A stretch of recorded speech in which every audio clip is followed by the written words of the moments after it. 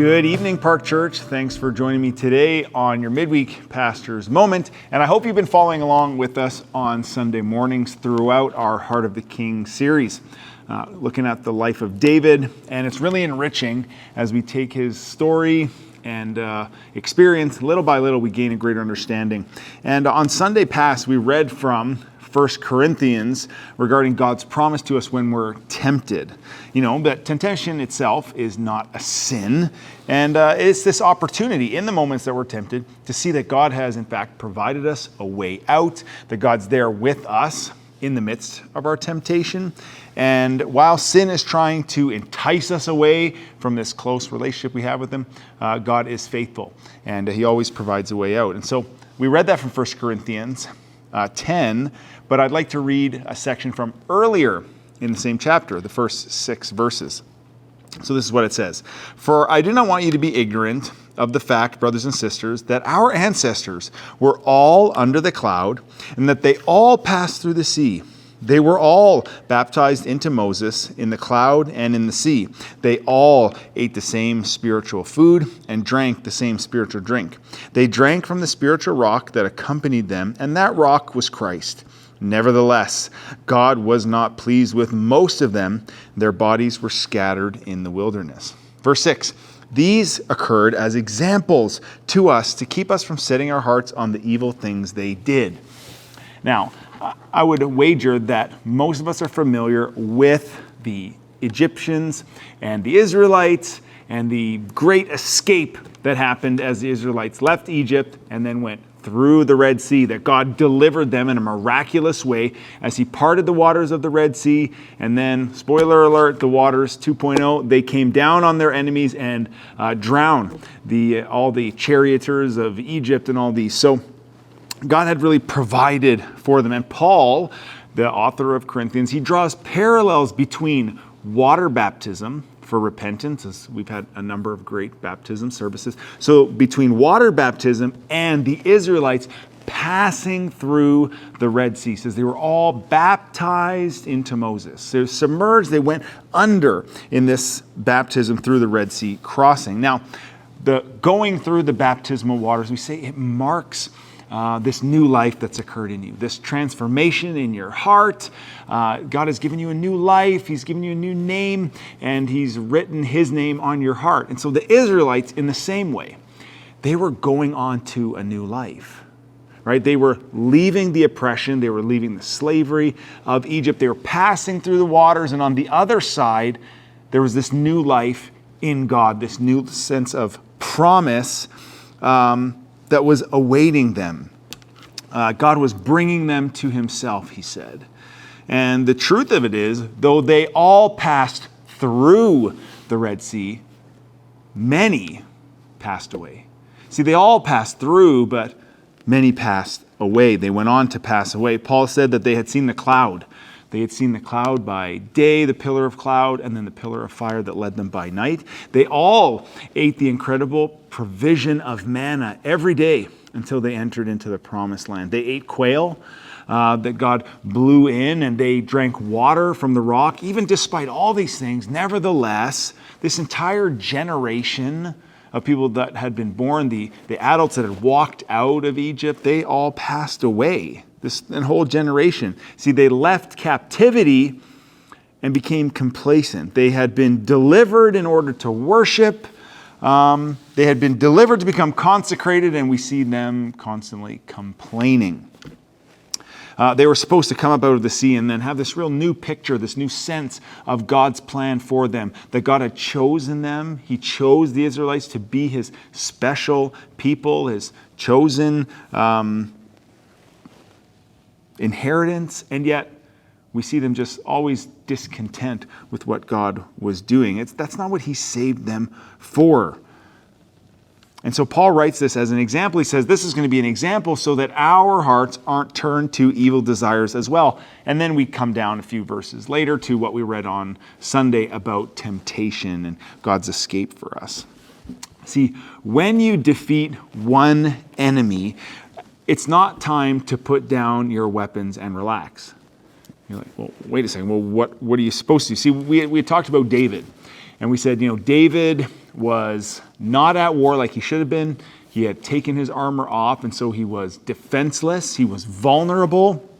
He became restless, and then he fell into temptation. See, after a victory, and we read about this earlier in David's life when he was this victorious, warrior.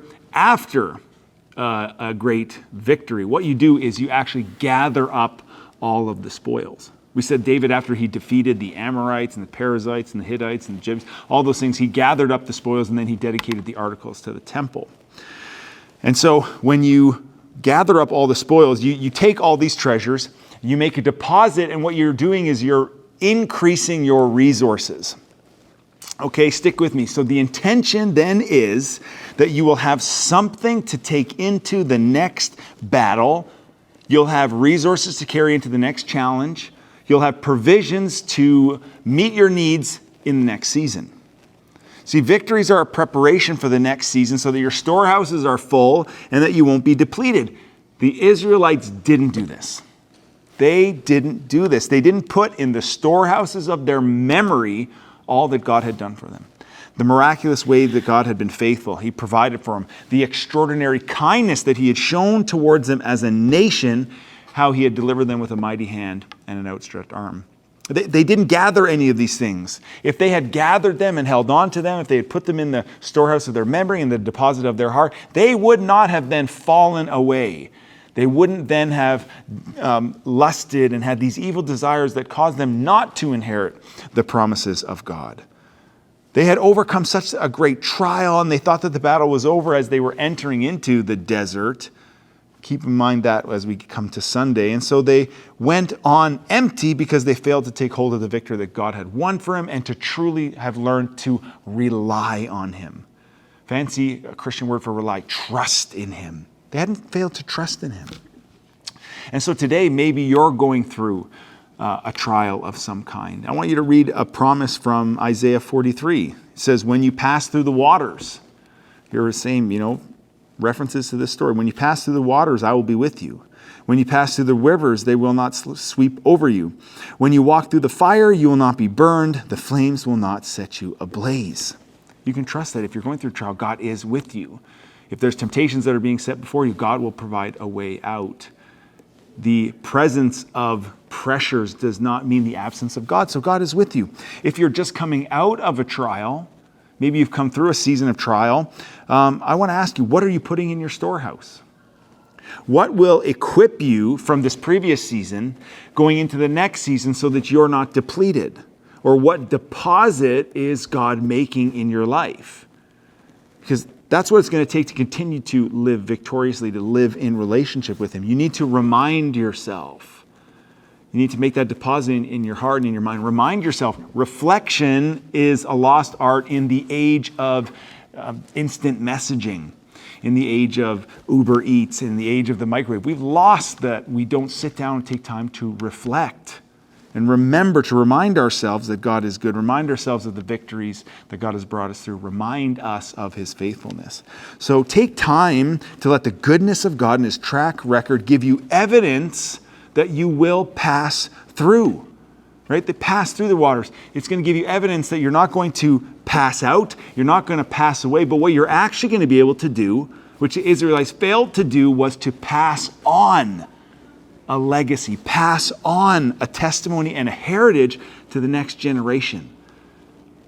We have a storehouse, we have a buildup, we have an excess in order that we may leave something for them. More than just the evidence of the bodies. That's what it says. The bodies were scattered throughout the wilderness. So we need to be reminded of all God has done because God continues, he always is, and he always will be good. He always is, he always will be with us. So I want you to be encouraged by that today. A couple of brief announcements before I let you go for the evening. Hey, this coming Sunday, it's a long weekend, and after the service, we want to have popsicles. It's Popsicle Sunday. We want you to stay around and fellowship, take some time this summer to maybe get to know some new people in the congregation, slow down the pace, and enjoy good conversation one with another. We have our back to school drive happening on August the 14th, and we really need your help. Up to this point, we've had some great support for the Malawi container, but we need even if you don't have kids going back to school, to gather up one of the school supply lists that you can find on our website and pick up some school supplies. We have purchased all the backpacks, which I showed last week. We bought all the backpacks, 150 bags that we want to be able to fill with school supplies, but we need pencils, scissors, glue sticks, binders, duotangs, folders. We need all of those things in order that as kids and families come, they can pick up one of the backpacks that the Park Church is providing and then fill them with all of the school supply needs that they have. And to be honest, we have received very, very little. We don't have enough to fill one bag currently, let alone 150. So Park Church, we need you to go out there and get those things. Turn up the dial on this one, and then we need people on August 14th to help volunteer to facilitate and receive people as they're coming. You can check our website for specific needs for the container as it's coming up, and you can probably hear in the background we have our kids VBS happening this week. It's been an incredible week so far. Continue to pray for our kids and for our leaders. We really believe that life change occurs, and I'm sure Pastor Kayla will have some great stories for us after. But that's all for me, Park Church. Hope you have a great evening. Don't forget, you can bring your donations for the container or for our backpack drive anytime during the week, Monday to Thursday, 8:30 to 4:30, or bring them on Sunday, and we hope to see you then. Have a great evening.